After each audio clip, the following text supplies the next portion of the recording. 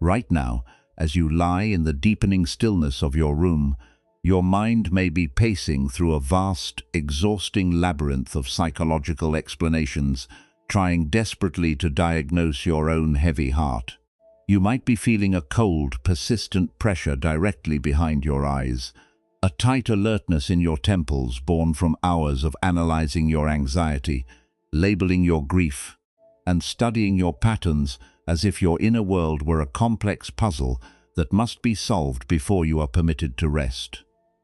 Maybe you have spent the entire evening reading articles, scrolling through self-help notes, or replaying old memories to find the exact root cause of the sadness in your chest, believing that if you can just find the perfect definition for your pain, the pain itself will finally go away.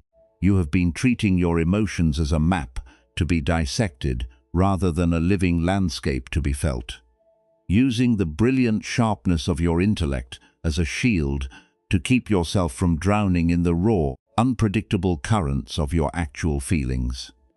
Let your physical body settle heavily into the deep, unhurried support of your bed, allowing the surface beneath you to take over the massive work of holding your weight.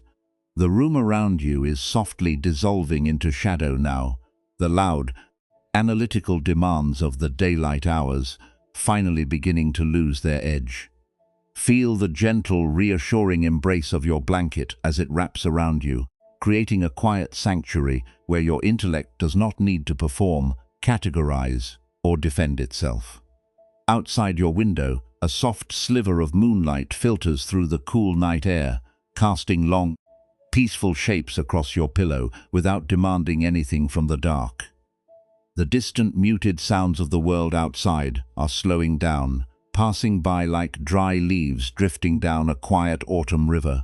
If it feels right, take a slow, unhurried breath in through your nose, simply noticing the cool quality of the air as it expands into your chest, and let it slip way through your lips with a long, soft sigh, letting your shoulders drop and your pillow receive the full weight of your head.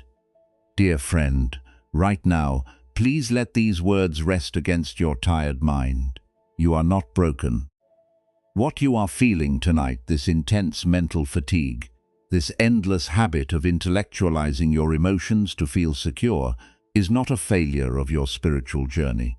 This profound habit of trying to think your way out of a feeling is actually an old, deeply sensitive protection mechanism that your mind constructed long ago to guard your heart after a past emotional storm left you feeling completely unmoored and overwhelmed. Your intellect stepped forward out of a noble desire to ensure you would never be caught off guard by chaos again, believing that if it could label the wind would lose its power to shake you.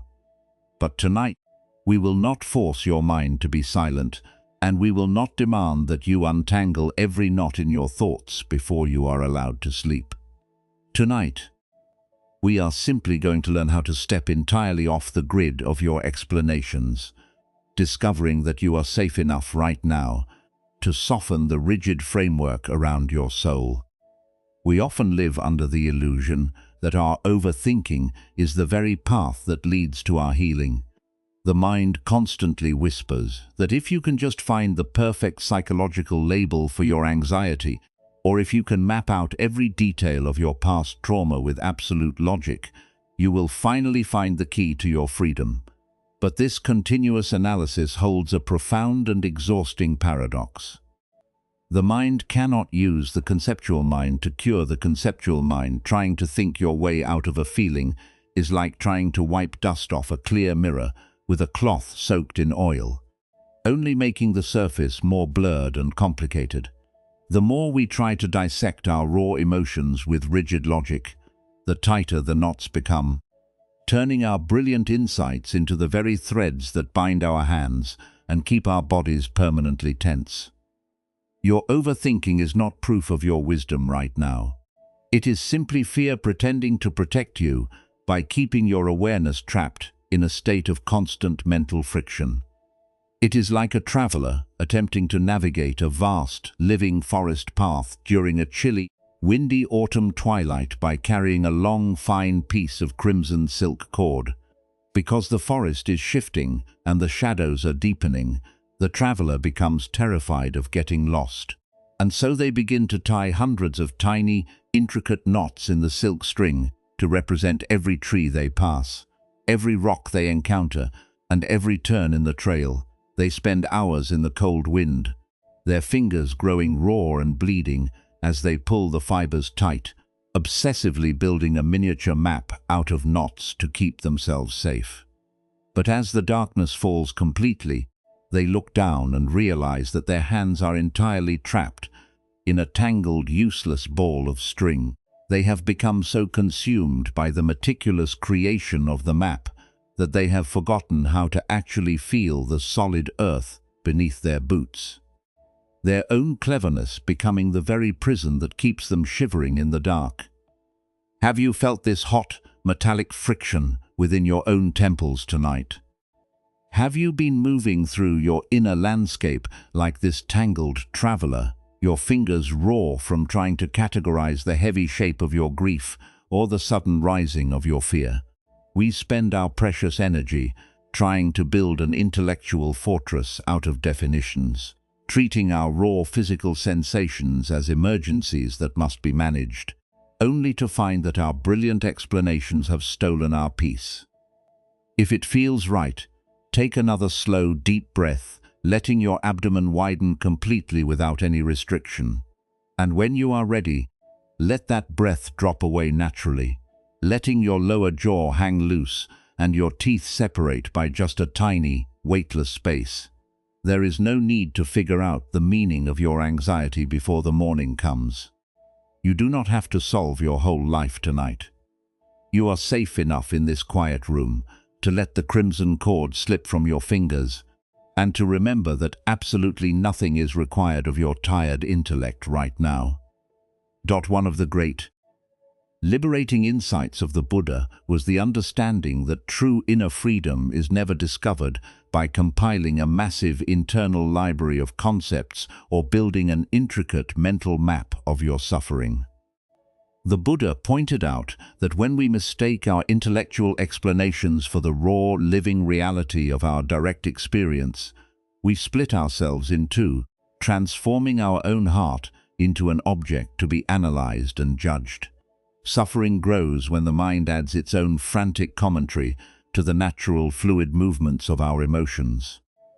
When we realize that our true nature is not a complex psychological puzzle that needs to be solved, but the wide, unmapped earth that remains perfectly whole, even when our thoughts are completely dropped, the need to constantly diagnose ourselves naturally begins to dissolve.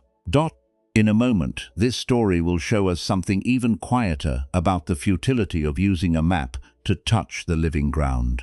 We will travel to an isolated forest crossroads hut during a chilly autumn twilight, where an elderly, plain-spoken monk showed a very brilliant young scholar exactly what happens to a traveler who refuses to let go of his knots when the darkness begins to fall. But before we journey to that windy clearing, allow your shoulders to sink a fraction deeper into the sheets, letting go of the struggle as we prepare to listen. The autumn wind swept through the high, isolated mountain passes, carrying with it the sharp scent of drying pine needles, cold slate, and the faint, bitter aroma of distant wood smoke. At the intersection of two forgotten dirt paths, hidden deep within a forest of ancient, groaning oaks, stood a small, weathered crossroads hut. Its cedar shingles were dark with the dampness of the approaching evening, and its paper screens rattled softly against their wooden frames whenever a fresh gust pulled through the valley. This was a place where travelers paused only long enough to catch their breath before moving on to more permanent destinations. The air inside the hut was still, heavy with the smell of old straw mats and the warm, earthy comfort of a single pot of roasted barley tea simmering over a basic charcoal brazier. Into this quiet refuge stepped Jiro, a brilliant young scholar whose reputation for analytical intellect had spread across the monastic academies of the western provinces. Jiro was deeply revered by his peers for his ability to dissect the most complex human dilemmas. Yet his physical body carried the immense, exhausting weight of a perpetual internal storm. His face was drawn, his shoulders hunched forward as if to shield his chest, and his eyes were wide and hyper-alert, shadowed by the dark circles of a man who had not slept soundly in many months. He had spent years trying to understand his own profound anxiety, treating every wave of nervousness or grief as a technical problem to be solved through rigorous study. He did not merely feel his emotions, he categorized them, traced their origins back to his childhood, and built elaborate logical frameworks to explain why his heart constricted in the dark. As Jiro sat down on the worn straw mat, he reached into the deep sleeve of his traveling robe and pulled out a fine linen pouch. From it he carefully extracted a long, fine cord of crimson silk, webbed with hundreds of small, tight, intricate knots. This cord was his most precious possession, his internal map. Whenever a difficult sensation arose in his belly or a wave of nameless fear tightened his throat, Jiro would sit for hours, analyze the feeling, and tie a fresh knot into the silk to record its precise psychological explanation. His fingertips were raw, scraped and stained with ink. The skin cracked from the continuous, forceful effort of pulling the fine silk fibers into tight, unyielding configurations. He believed that if he could just complete the map, if he could untie every logical knot through sheer force of intellect, his mind would finally be cured of its suffering. Sitting across from him, on the opposite side of the glowing brazier, was Master Hobun. Hobun was an elderly, plain-spoken monk whose presence seemed to anchor the entire wooden hut against the howling wind outside. His hands were large, heavy, and deeply calloused from decades of chopping firewood and clearing boulders from the mountain paths. He wore a faded, patched robe that smelled of mountain soil and pine smoke, and his eyes held a deep, unblinking clarity that looked directly into Jiro's exhaustion, without a single hint of judgment. He did not greet the young scholar with a long discourse on philosophy, nor did he praise him for his academic achievements. He simply poured a cup of the hot, dark barley tea and pushed it silently across the low wooden table. Jiro did not touch the tea. Instead, he eagerly spread the tangled crimson ball across the mat, his words rushing out in a rapid, breathless torrent that seemed to compete with the wind outside. "Master Hobun," Jiro said, his voice tight and vibrating with a cold mental friction. "I have spent my whole life mapping my mind. Look at this cord.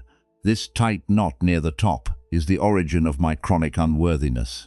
This double loop here explains exactly why I freeze when people get too close to me. I have charted every trauma, categorized every reaction, and labeled every shadow within my chest.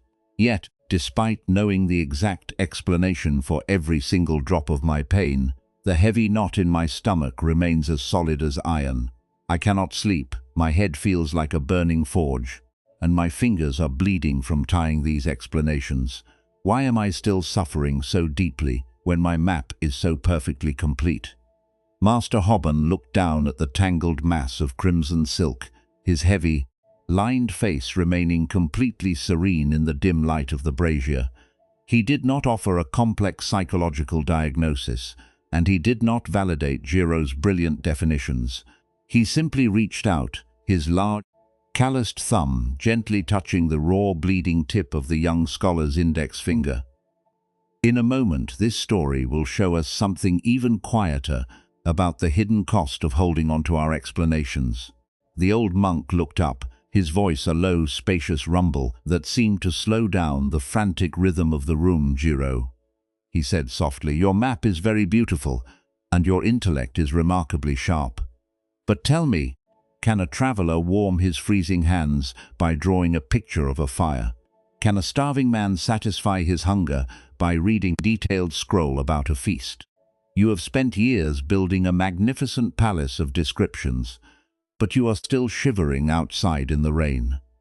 Before Jiro could answer, Master Hobben reached over and blew out the single oil lamp resting on the corner of the table. The hut was instantly plunged into total, profound darkness. The only light remaining was the faint, dim red glow of the dying charcoal embers in the brazier. Outside, the autumn gale intensified, rattling the timber beams and making the darkness feel immense and unmapped. "Now," Hobben commanded, his voice dropping into a firm, unhurried tone. "The wind is rising and the night is cold. I want you to untie the knot that represents your unworthiness. Do not use your memory and do not use your eyes. Use only your raw, bleeding fingertips to find the thread in the dark and undo the explanation." Jiro's heart leaped into his throat. He plunged his hands into the dark, his fingers frantically grabbing the tangled crimson ball. He began to pull, twist and pick at the silk, trying desperately to recall the logical structure of his definitions, but without the light of his concepts. The silk felt completely chaotic. The fine fibers caught against the raw cracks in his skin, causing a sharp, stinging pain that made his breath come in ragged gasps. The harder he tried to analyze the knot in the dark, the tighter his own fingers pulled the surrounding threads, tangling the ball into a dense, impenetrable knot that offered no release. He was sweating in the freezing room, his intellect spinning on its tracks like a wheel caught in deep mud, completely paralyzed by the reality that his logic could not touch the darkness. After many minutes of silent, agonizing struggle, Kenzo's whole frame began to tremble with absolute exhaustion. He dropped his hands onto his lap, the tangled ball of crimson silk resting uselessly against his knees. "I cannot do it, Master Hobben," Jiro whispered, his voice cracking with a sudden raw wave of vulnerability that was completely empty of intellectual pretense. "The knots are too tight. The more I try to think my way through them, the more they cut into my skin. I am completely lost in the dark." Master Hobben reached out into the blackness, his large, rough hand gently closing over Jiro's tight, clenched fists. He did not scold him, and he did not tell him to try harder. He simply guided Jiro's raw hands downward, pressing his open palms flat against the cold, rough oak floorboards of the hut. "Let go of the cord," Jiro Hobben said, his voice carrying the deep, comforting weight of the solid earth beneath them. "Stop trying to untie the explanation. Just feel the wood. Feel the cold draft moving across your skin. Listen to the oak leaves scraping against the outer wall. Feel the heavy, dependable ground that has been holding your body all along while your mind was spinning in the clouds." Jiro sat perfectly still, his open palms resting against the grain of the bare oak floor. In that suspended, pitch-black silence, a profound and weightless wave of emotional recognition washed through his entire torso, completely bypassing his analytical intellect. He felt the biting chill of the night air on his face. He felt the rough, unpolished texture of the timber. He felt the slow, steady rise and fall of his own chest. For the first time in his life, he realized that he had spent his entire existence using his maps to avoid the actual terrain of his life. He had been so terrified of the raw, uncomfortable physical sensations of his anxiety that he had retreated into a cloud of words, choosing the painful friction of his explanations over the simple reality of his direct experience. The old monk let out a deep, booming laugh that cut through the remaining tension in the room like a sharp blade, a sound full of warmth, humor, and total freedom. "You see, Jiro," Hobben said, as he rekindled the single oil lamp, "the earth does not need your definitions to hold you up. The wind does not care about your labels. You have been treating your anxiety as a text to be rewritten when it was only a visitor asking to be felt. The knots in your fingers were never your trauma, Jiro. They were your resistance to the dark." Jiro looked down at his empty hands resting on the oak floor, the tangled crimson cord lying forgotten in the shadows beside his knee. His mind was remarkably quiet, the hot pressure behind his eyes fading into a cool, spacious stillness.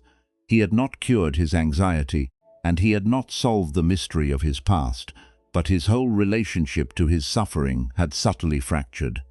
He took a long, slow, unbraced breath, letting the chilly air sink all the way down into his lower belly without trying to explain it, permitting himself to finally arrive at the crossroads without a map. Now, let the image of that dark crossroads hut and the dropped crimson cord settle quietly into the resting spaces of your own awareness tonight. Allow yourself to feel the slow, unhurried rhythm of that old wooden floor, letting your attention shift away from the rapid pace of your thoughts to the heavy ground beneath your body. You do not have to untie the mysteries of your overthinking to find rest in this hour.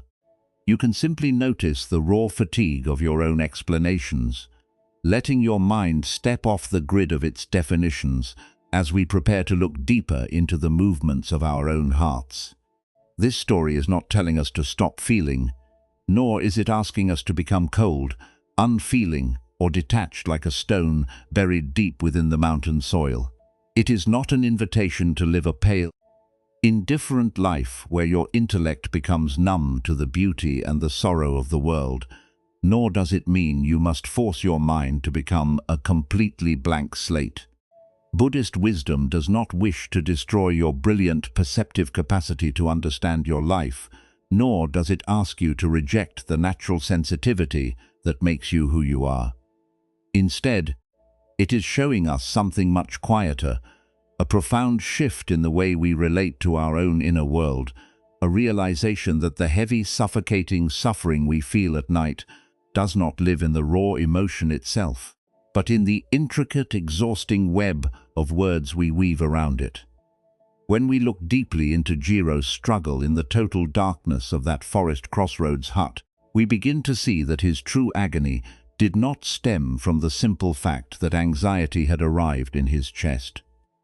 Anxiety is a passing weather pattern of the human nervous system, a temporary gust of wind pulling through the valley of the body. The real, burning exhaustion began the exact moment his mind decided that this raw physical sensation was a dangerous emergency that had to be analyzed, categorized, and solved through sheer intellectual force. The suffering was not in the shivering of his heart, it was in the relentless, painful friction of his raw fingertips, pulling the fine crimson silk fibers into tighter and tighter knots, trying desperately to find security in a definition. He had mistaken a beautifully drawn map of the forest for the actual living earth beneath his feet, and in doing so, he had trapped himself in a prison built entirely out of his own clever insights. In our own lives, we often repeat this exact same pattern without ever realizing how much tension it creates behind our eyes and within our shoulders. When a wave of sadness, fear, or heavy overthinking arises in the quiet of the evening, our first instinct is almost always to launch an intellectual investigation. We immediately begin to ask ourselves why we feel this way, what old mistake caused this current emptiness, or how we can strategically fix our thoughts so that we can finally feel safe. We label our discomfort with complex psychological terms, compile internal libraries of reasons for our distress, and obsessively tie mental knots around every passing shadow, believing that if we can just understand the formula of our pain, we will finally be cured. But notice the profound paradox of this habit as you lie here tonight. The more fiercely you try to think your way out of a feeling, the more tangled and suffocating the ball of string becomes. One of the great liberating insights of the Buddha was the translation of this intellectual defense mechanism into a clear emotional understanding of how we multiply our own difficulties. In simple language, what the tradition calls attachment is not a healthy engagement with life. It is that tight, desperate clenching in the mind that insists, I must find the perfect explanation for my anxiety, and I must categorize this heavy feeling, or I cannot be allowed to rest. Craving becomes the restless, driving hunger that transforms a simple, raw physical sensation into an endless intellectual puzzle, forcing us to stay awake all night pulling at the threads of our history. We become deeply attached to our definitions. using our brilliant self-analysis not to heal our hearts, but to avoid the direct, uncomfortable vulnerability of simply feeling what is true in the present moment. When we look through this gentle lens, mindfulness ceases to be a cold, academic exercise and becomes the sacred ability to notice the mind trying to tie a knot without automatically helping it pull the string tight. It is the capacity to feel the cold pressure behind your eyes, to recognize the rapid mental commentary spinning its wheels, and to say to your own intellect with immense tenderness, "I see that you are trying to protect me by building a map. But right now, I do not have to follow you into the labyrinth." Awareness is the wide, quiet space that can hold a heavy emotion without becoming the emotion itself. It is the realization that you are the vast, silent room in which the anxious thought is moving, not the frantic scholar trying to decipher the writing on the wall. Slowly, the teaching becomes personal, stepping out of the realm of old parables and entering the immediate physical sensations currently resting within your own body. Think of how this invisible mechanism is operating within the quiet space of your room right now, as you lie awake in the dark. What heavy feeling or difficult conversation from your day have you been obsessively intellectualizing tonight, out of a subconscious belief that you must diagnose your mind before you can deserve to sleep? What complex mental maps have you been tying with raw, tired fingers while the night air moves softly past your window? Notice how your body continues to maintain its alert, defensive posture, your throat slightly tight, your chest shallow, your temples strained as if you are still sitting at that dark crossroads, trying desperately to untie an explanation in a gale. In a moment. This story will show us something even quieter about the way a heart learns to soften when it completely runs out of words. But the deeper lesson reminds us of the beautiful, comforting truth of impermanence, the understanding that every raw emotion, every sudden constriction in your chest, and every wave of loneliness is a fluid, passing visitor that has a natural cycle of rising, staying for a short while, and naturally dissolving on its own. A feeling does not possess an inherent power to ruin your life. It only becomes an endless, stagnant torment when the mind traps it within a cage of continuous overanalysis. When you stop demanding that your mind provide a perfect formula for your anxiety, you are finally allowing the crimson cord to fall slack.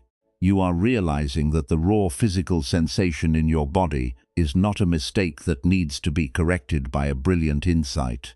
It is simply a temporary current of energy asking to be held with a soft, non-judgmental curiosity.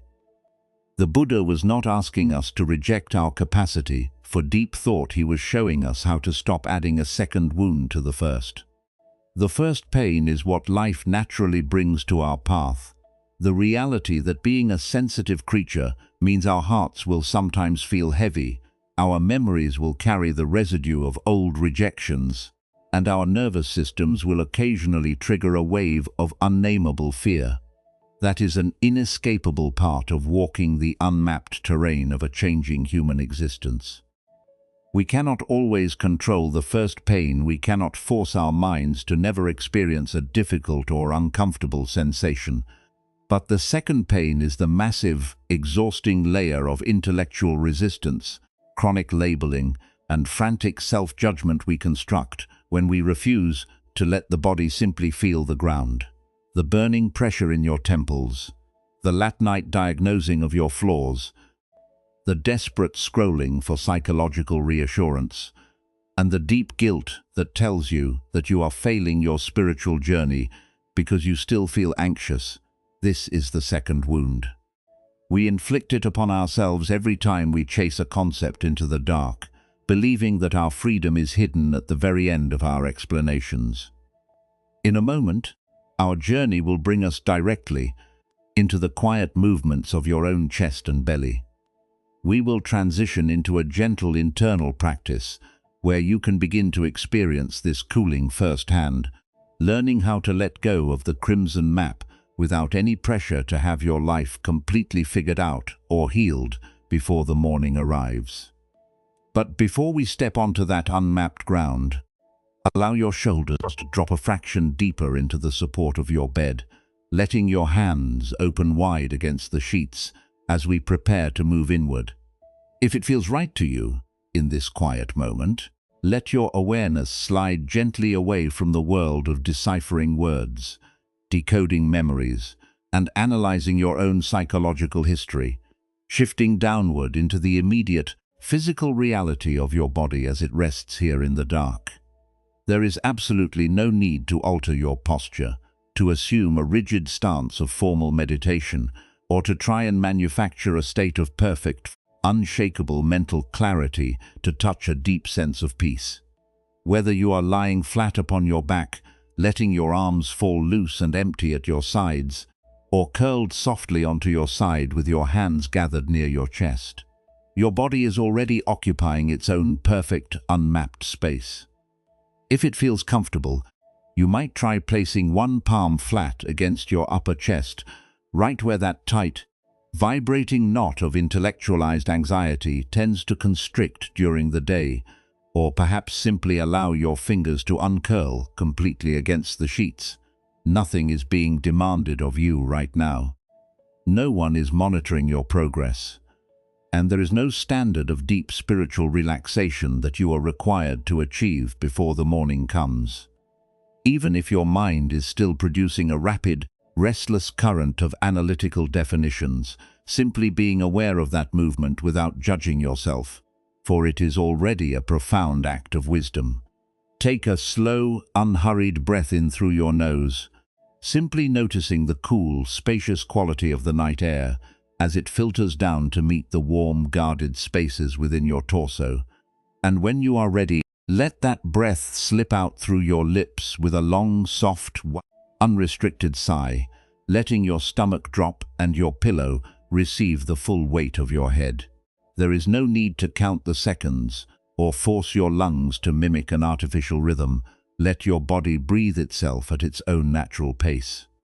Observe how the breath functions as a quiet, steady tide that knows exactly how to flow and ebb without a single conscious command from your intellect. For just this evening, you have permission to resign from your post as the permanent analyst of your own soul. You can step down from the exhausting labor of trying to diagnose your mind and allow the heavy, dependable surface beneath you to take over the massive work of holding your weight. Perhaps you can bring your attention to the specific pockets of bracing that sit within your forehead, your temples, and the small spaces directly behind your eyes, the very places where you have been holding the tight, hyper-alert framework of your daily self-protection. If you feel a lingering tension or a tight, iron-like contraction there, imagine a cool, soft shadow gently passing over your skin, soothing the muscles and inviting the tissues to widen. Let that wave of ease travel downward into your face. So many of our hidden anxieties and our historical habits of emotional overanalysis find a physical home in the way we lock our jaws when we are trying to think our way through a difficult feeling. If it feels right, let your teeth separate by just a tiny weightless space.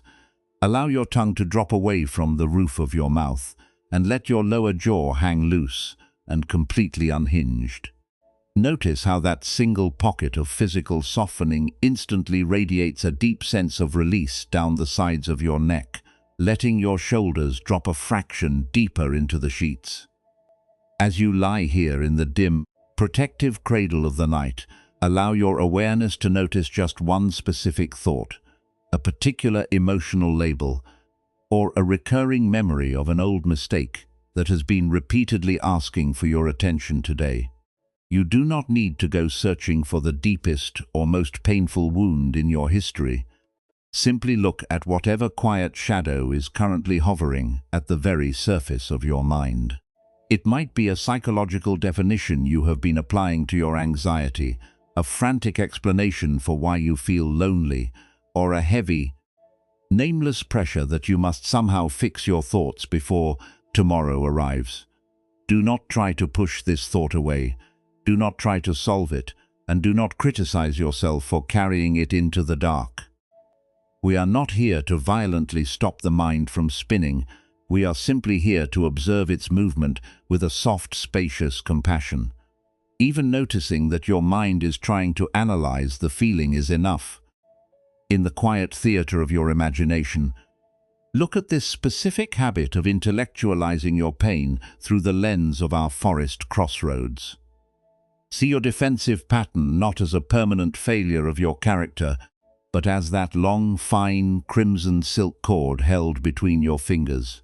Recognize the hundreds of tiny, intricate knots you have spent years sharpening and pulling tight to represent your explanations. Sense the raw fatigue, the split skin, and the hot friction that this constant labeling creates within your own hands, that intense mental heat generated by the relentless grinding of your thoughts, trying to map the fluid terrain of your heart.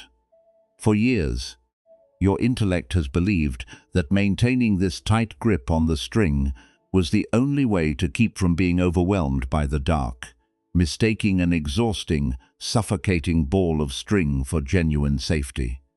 In a moment, this journey will take us higher into the misty mountain valleys to see how a heart learns to transform its relationship with suffering when it completely runs out of words. But right now, stay with this changing image in the dark, without any rush, and without forcing any sudden emotional breakthrough or dramatic change. Imagine your internal awareness gently allowing your fingertips to relax their grip on that crimson cord. You are not trying to force the knots to disappear, and you are not demanding that your mind become instantly silent or empty of concepts. You are simply choosing to step entirely off the grid of your maps and rest your open palms flat against the cold, rough, unpolished wood beneath you. Feel the deep, solid, massive presence of that heavy timber, the direct, somatic center within your own body that remains completely unaffected by the changing definitions of the intellect. Even noticing the distance between the tangled ball of string and the stable ground is enough to begin a profound, subtle shift within your spirit. Under the gentle, accepting warmth of your slow breathing, the tight fibers of overthinking naturally begin to lose their tension. Imagine the crimson cord falling completely slack, slipping effortlessly from your raw fingers and drifting down into the soft, damp grass of the forest floor. You do not need to pull the string tight anymore, and you do not need to carry the weight of your explanations into your dreams. Watch what happens as the internal pressure to diagnose your anxiety begins to cool in the fresh night air. The mind is no longer fighting the dark or treating every raw sensation as a puzzle to be solved. It is simply resting, steady and unbothered, allowed to occupy its own unmapped reality. The absolute need for constant labels has dissolved, the inner mechanism has cooled, and the space within your chest becomes wide, spacious and entirely at peace. There is absolutely nothing you need to accelerate, fix, or complete tonight. True inner freedom is not a sudden state where you will never experience an analytical thought again. It is a quiet, patient relaxation of the grip. A gentle willingness to let your feelings exist in their raw physical forms without calling their presence a failure. You can return to this heavy, supportive oak floor whenever you feel the cold pressure behind your eyes begin to tighten, knowing that your true safety was never hidden at the very end of your explanations. Your hands are entirely empty, your breath is growing quiet, and you do not have to solve the mystery of your life before you allow your whole body to sink into the deep, unburdened sanctuary of the evening. The deep, quiet recognition of the dropped silk map remained within Jiro like a quiet seed, yet an old habit that has spent a lifetime pulling your nervous system into tight, defensive structures does not dissolve completely under the light of a single evening. As the autumn weeks deepened into a biting, frost-touched winter, a far more intense emotional storm arrived to shatter the intellectual sanctuary the young scholar had so carefully rebuilt. Jiro received news of a sudden, irreversible loss from his distant home village, a quiet fracture in his life that brought with it a heavy, unlabelable grief so vast and so suffocating that no scroll in his library could categorize its shape. The moment this raw desolation hit his chest, his analytical mind went into a state of absolute frantic panic, because he could not find a neat psychological definition for this devastating emptiness. His intellect treated the feeling as a life-threatening malfunction. He spent 3 sleepless nights trying to think his way out of the sorrow, pacing his room, reconstructing old conversations, and trying to diagnose his own tears, until the cold pressure behind his eyes became a blinding, unbearable torment. Unable to find a logical escape from his own somatic reality, Jiro fled the monastery in the dark, running blindly up into the high, unmapped mountain forests where the trails withered away into pure wilderness. He climbed for hours through the freezing night, his boots sinking into damp leaves and hidden pockets of mountain snow, his breath escaping his lips in ragged silver plumes. His chest felt completely bound by a heavy iron band, his mind screaming that if he did not find a way to intellectually resolve this grief before the morning, he would be permanently broken by the weight. As the darkness began to soften into the pale, perfectly silent grey of a misty dawn, the tangled trees gave way to an ancient clearing. In the center of this remote plateau stood a roofless stone ruin, its ancient granite pillars, smoothed by centuries of mountain rains, completely open to the vast sky.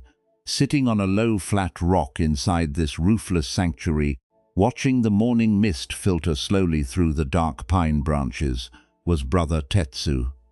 Tetsu was an aging hermit who had lived alone in these upper heights for decades, a man of profound, unbroken quiet, who spent his nights simply observing the moon move through the uncovered rafters. He did not move when Jiro stumbled into the clearing, his face pale with exhaustion, his eyes wide with the frantic terror of a mind that had completely run out of words.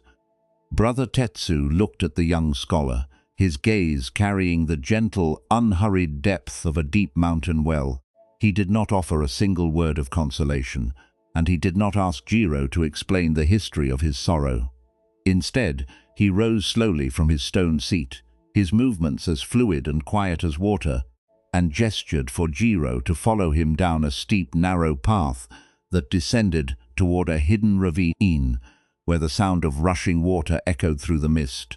In a moment, this mountain stream will reveal a truth even more profound than the crossroads, showing us how a heart begins to transform when it stops fighting the current of its own raw existence.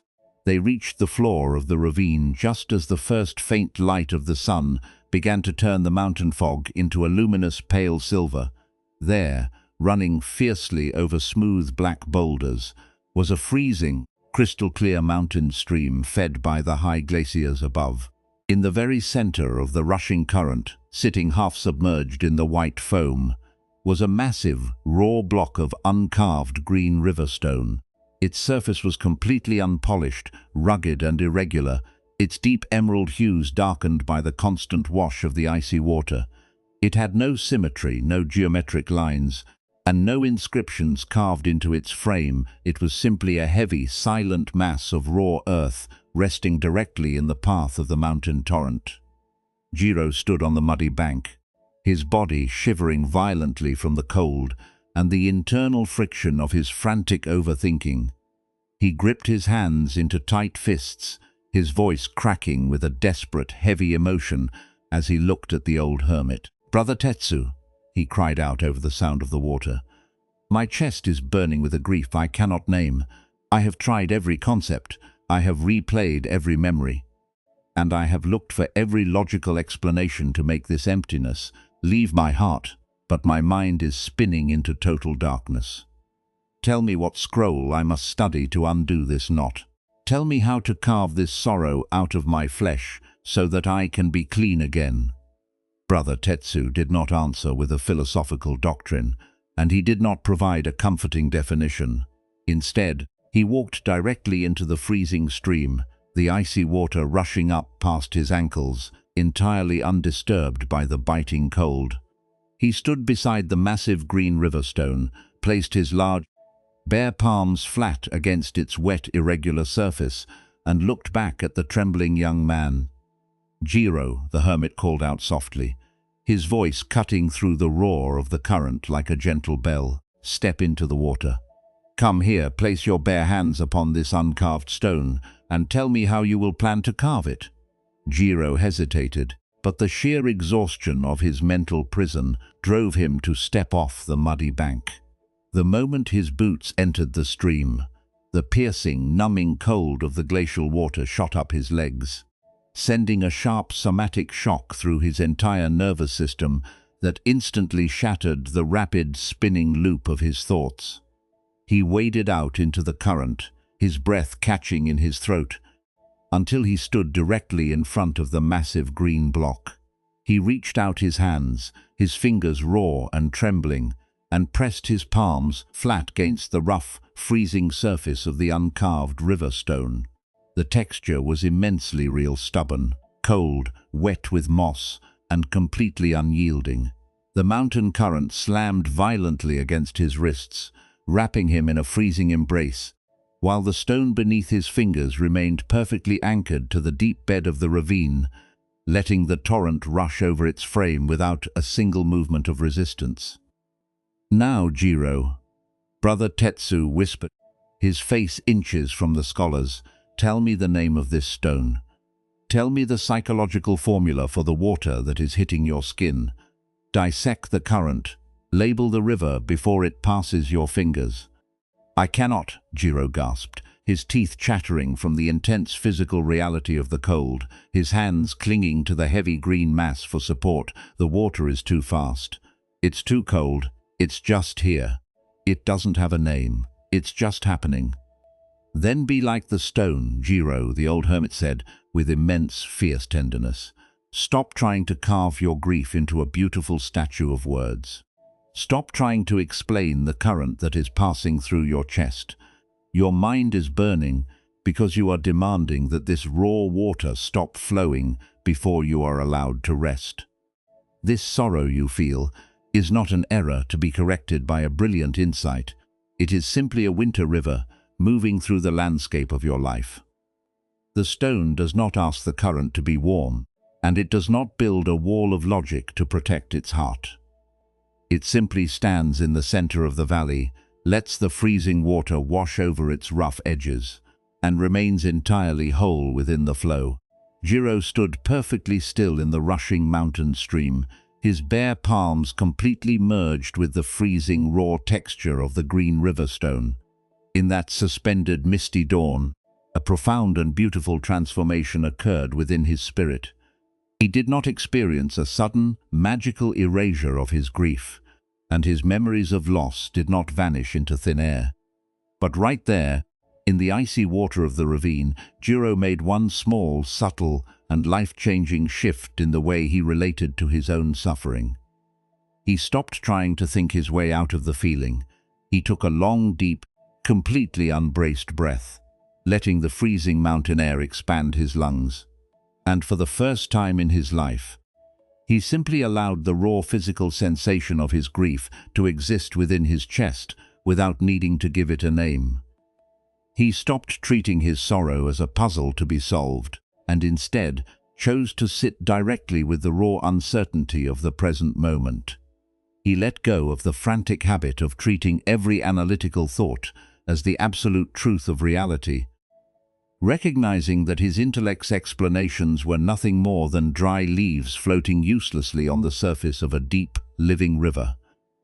He looked down at the uncarved stone, then at his own empty hands, realizing that true peace was not a destination where he would never feel pain again, but the vast, unshakable space of his own presence that could safely allow the current to flow without being shattered by the wave.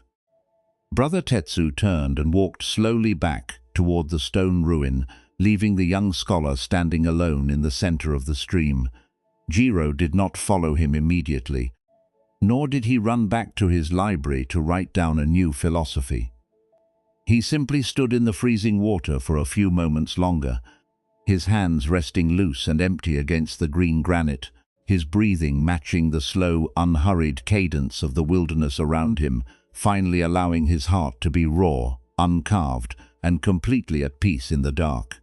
Now, let the deep, cooling resonance of that uncarved green river stone and the silent, misty ravine sink fully into the resting spaces of your own mind tonight. Feel the profound comfort of that small shift in perspective, letting it touch the hidden, spinning gears of your own hyper-intellectual anxieties. You do not have to find an explanation for your heavy heart or decode the mystery of your sadness before you are allowed to close your eyes.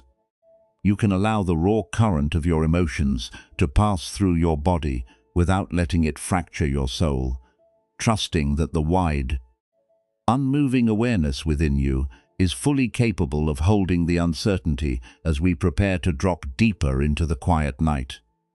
When we trace the hidden architecture of our late night exhaustion, we begin to see that this habit of intellectualization is not an accidental flaw in our personality. It is a highly organized, brilliant mechanism of self-preservation. At some point in your journey through this world, you experienced a profound, unexpected emotional shock. You felt the raw, freezing sting of a loss, a sudden rejection, or a chaotic event that you could neither predict nor control. In that moment of deep vulnerability, your mind stepped forward to perform a task it believed was life-saving. It resolved that it would never allow you to be caught off guard by raw sensation again. It built a hypersensitive analytical radar within your temples, spun a crimson silk cord of definitions, and commanded it to map every microscopic movement of your inner landscape. But let us look closely tonight at the immense hidden price your body is paying to maintain this intellectual fortress. The mind constantly behaves as though its continuous diagnosing, labeling, and dissecting of your emotions is what keeps you safe from drowning. It whispers that if you can just find the perfect psychological category for your anxiety, if you can map out every strategic error from your past, or if you can anticipate every potential wave of future grief through sheer logic, you will finally achieve the immunity you crave. Yet, notice the profound internal friction this creates within your torso as you lie here in the darkness. Have you ever noticed that the more fiercely your intellect spins to explain your pain, the more hollowed out, overheated and deeply fragile your actual core becomes?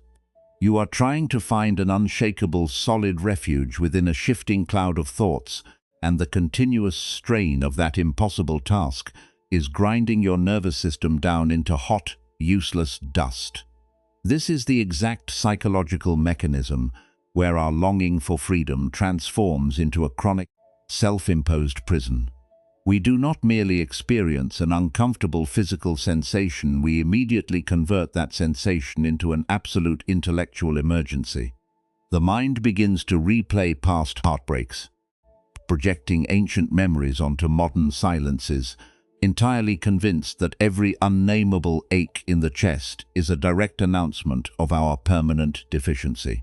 We seek labels and explanations not to truly understand ourselves, but as a desperate, frantic shield to keep from having to simply feel the raw, untamed reality of our vulnerability.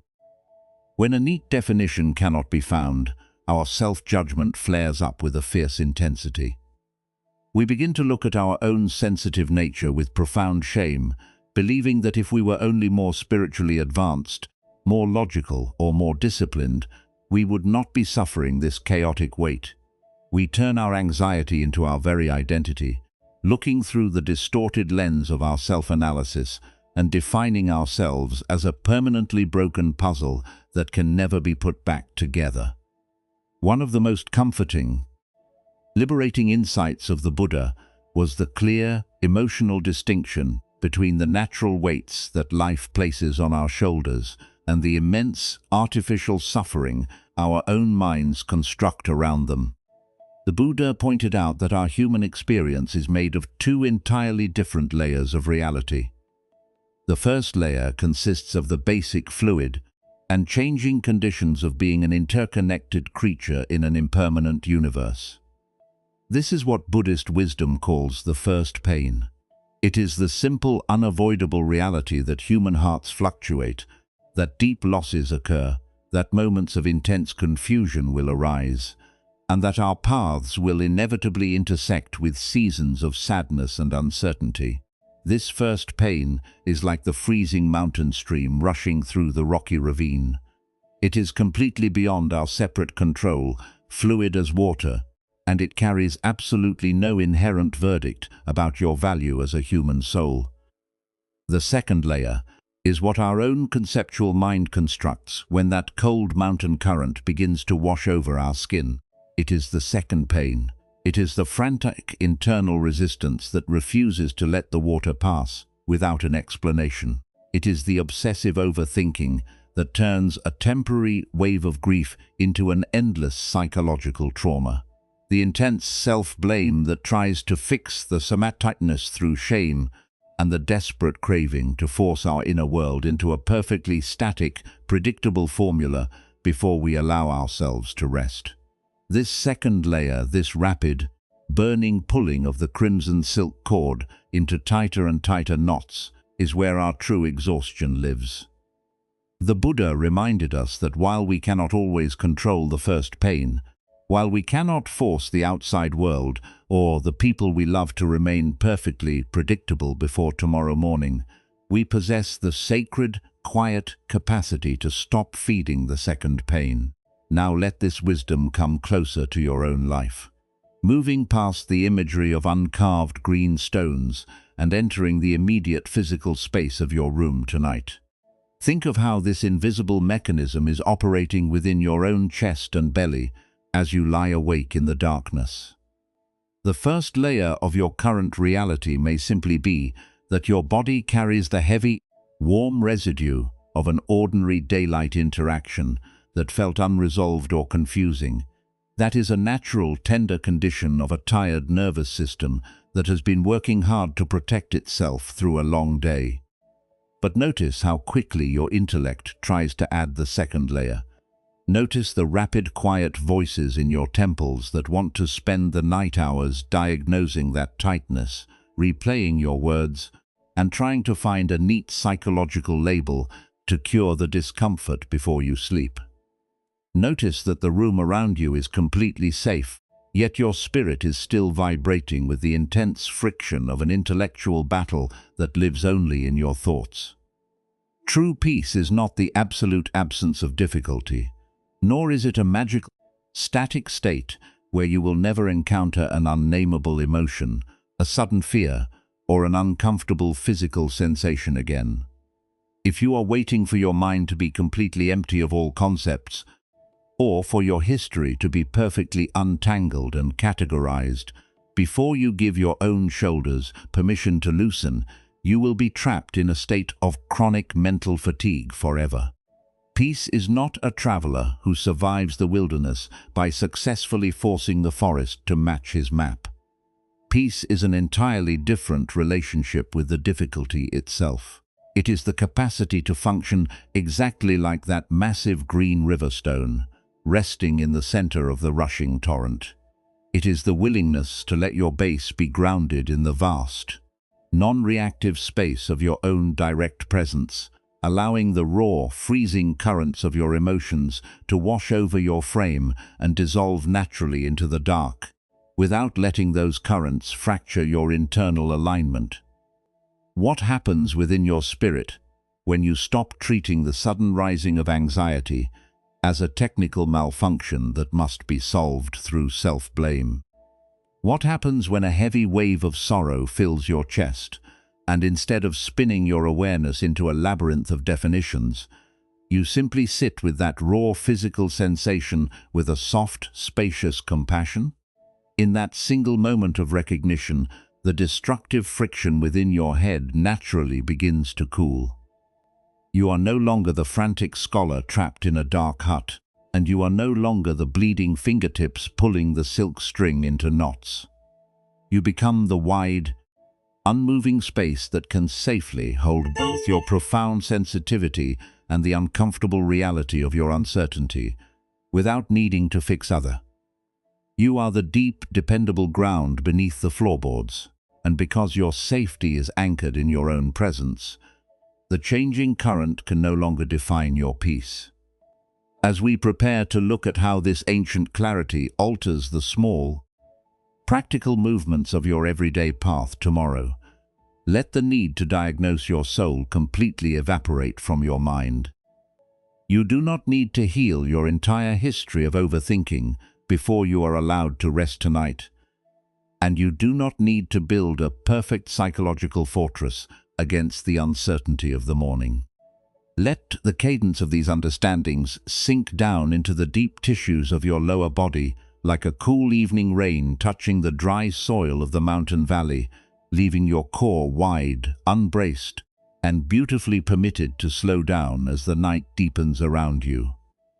Now let this ancient clarity of the dropped silk map and the raw, uncarved green river stone drift slowly down from the remote mountain ravines, entering the exact rooms, the glowing digital screens, and the unspoken pressures of your modern, everyday life. The weathered timber crossroads huts and the freezing glacial streams are not merely symbols from a distant historical world. They represent the precise emotional landscapes operating within your body.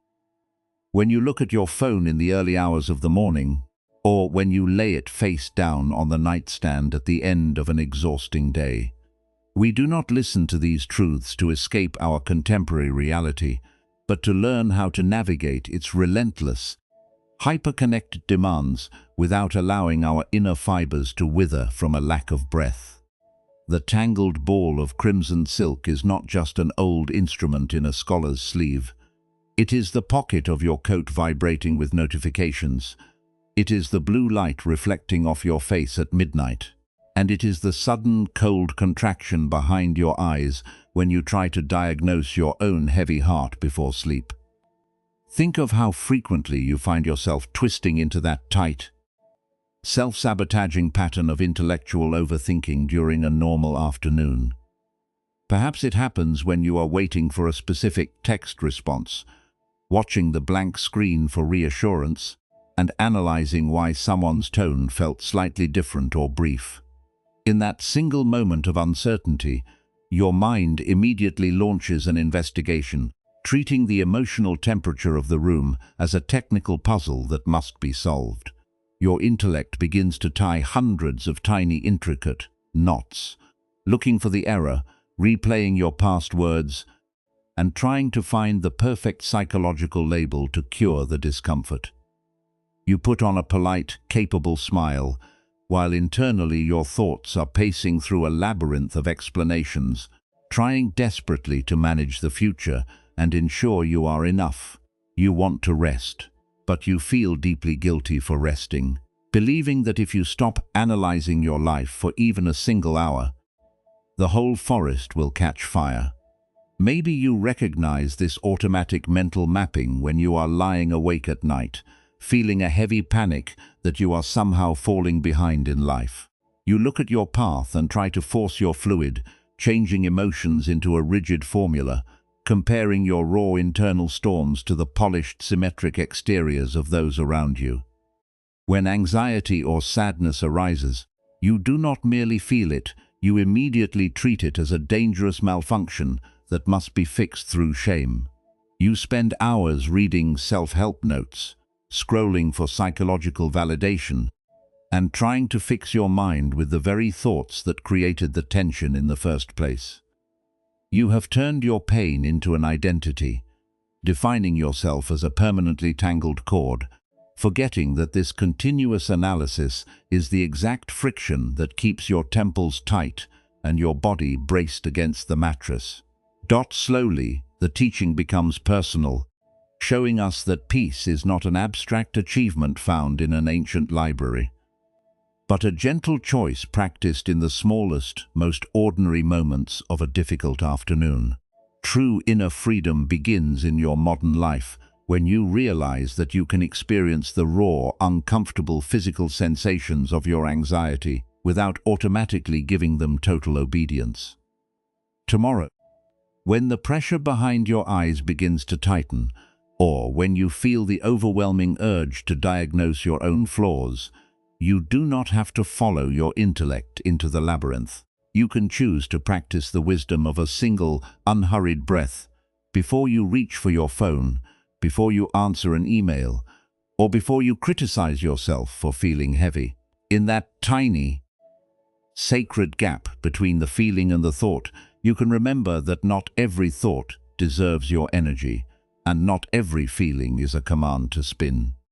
You can learn to function in your everyday relationships exactly like that massive green river stone resting in the center of the rushing torrent.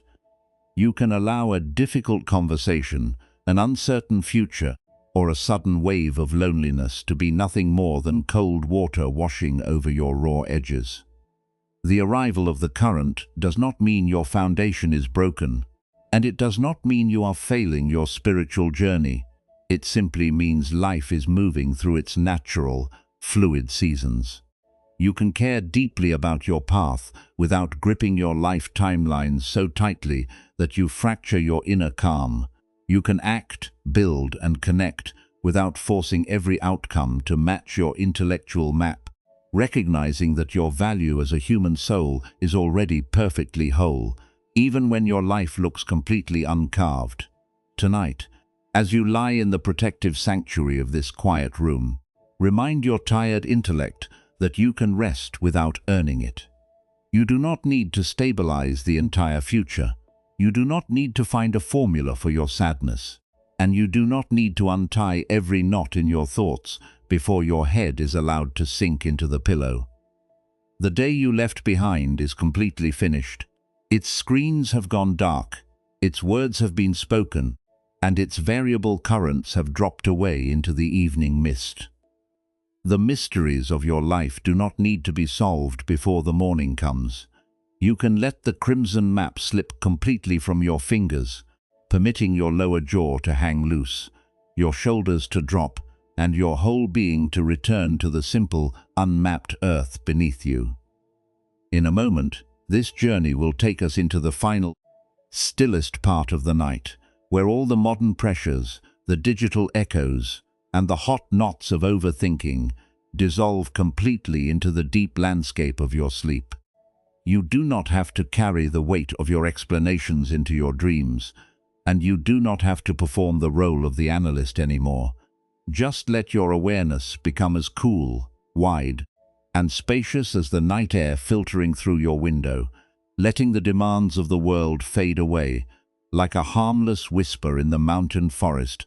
As we prepare to close our eyes, the great, silent mist that drifted through the high mountain hermitage has finally settled completely over the quiet valley below, draping the bare bamboo stalks and the mossy stones in a soft, seamless blanket of silver grey. Inside this room, the shadows have grown long and remarkably still, resting across the corners of your bed like unpolished slate that has no shape to maintain, no expectations to fulfill, and no judgments to offer.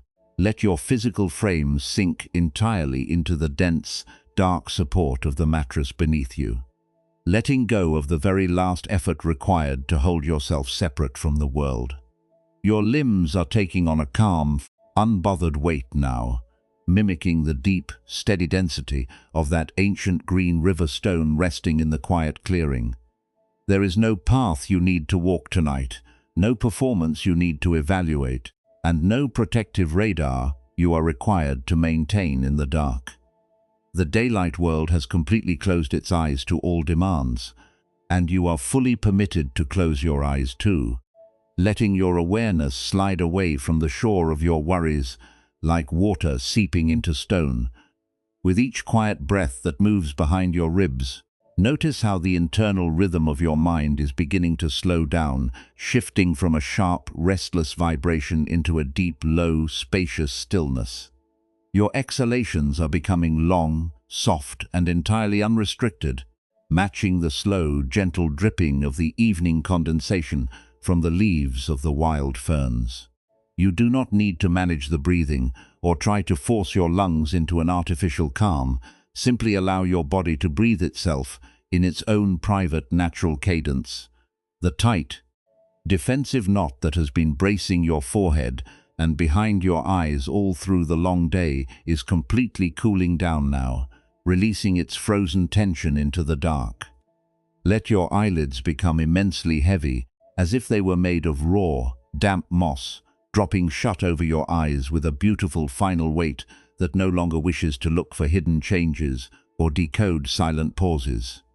The frantic, vibrating mechanism you have been holding inside your mind is completely resting tonight. Think of that tireless internal scholar that has spent years spinning its intellect to catch every passing draft, trying to protect its core by pulling the fine crimson silk fibers into tighter and tighter knots. Every single internal strain has been accepted, and the frantic friction has turned back into a cool, steady center. Your spirit is entirely grounded now. It no longer pulls back from the presence of silence. It no longer treats an unresolved modern situation as an emergency to flee from, and it no longer tries to apologize for carrying an unnameable ache. You are resting flat in the vast, protective cradle of the evening, allowed to be tired, allowed to be uncertain, and allowed to let your softest vulnerabilities simply exist without calling them a flaw. The tangled ball of crimson silk has been dropped into the damp grass, the digital screens have gone dark, and the axis within your temples has become wide, spacious, and entirely at peace. You have complete permission to stop solving your life for tonight. The endless calculations, the anxious rehearsal of tomorrow's encounters, the replaying of past mistakes, and the exhausting habit of trying to protect yourself through constant mental mapping, all of them can be left on the threshold of this hour, dissolving harmlessly into the dark mist. There is absolutely nothing you can fix, rewrite, or secure between this silent moment and the rising of the sun. The universe is vast enough, dark enough, and compassionate enough to hold all of your unpainted, unpolished pieces while you sleep, without requiring your constant, white-knuckled surveillance. You do not have to earn your place in this room by becoming an invulnerable shield before your head touches the pillow. You are allowed to be a tired human being who has stopped running from their own sensitivity, letting the day wind down into nothingness without calling your need for labels a defect. A profound, velvety feeling of returning home is settling into the very core of your body, melting away that hot, conceptual boundary that has kept your spirit spinning for so long. It is the deep, quiet realization that the inner freedom you have been searching for through constant self-analysis was never a map to be completed by an anxious mind. It is the fundamental nature of the uncarved green river stone itself, which remains completely solid, strong, and whole, even when the freezing currents of life wash over its rough edges. You do not need to alter the river to survive the night. Like the ancient stone absorbing the gentle stillness of the mountain ravine, you can let your inner gears cool.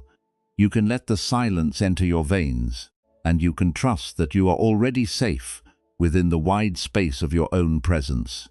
You are the vast, unmapped earth that witnesses the current, not the knotted cord itself. You are the timeless peace that remains untouched by the shifting definitions of the valley. Let the words and the images of the forest crossroads fade away entirely now, dissolving like a faint wisp of mist into the quiet atmosphere of your room. You do not need to remember the lessons, you do not need to analyze the parables, and you do not carry a single concept into your dreams. Let your mind become as empty, as still, and as beautifully unguided as the night air moving through the ancient stone ruin. Your breathing is nothing more than a faint rhythmic murmur in the silence, a gentle wave of life that is slowly, surely carrying you deeper into the infinite, peaceful currents of an uncompromised sleep. The room is still, the blanket is warm, and your heart is completely unbraced, floating weightlessly into the deep, welcoming sanctuary of your rest. And if the true home you have been trying to map out with your thoughts was never hidden at the end of your explanations, but was always the quiet, uncarved awareness that has been holding you through the dark.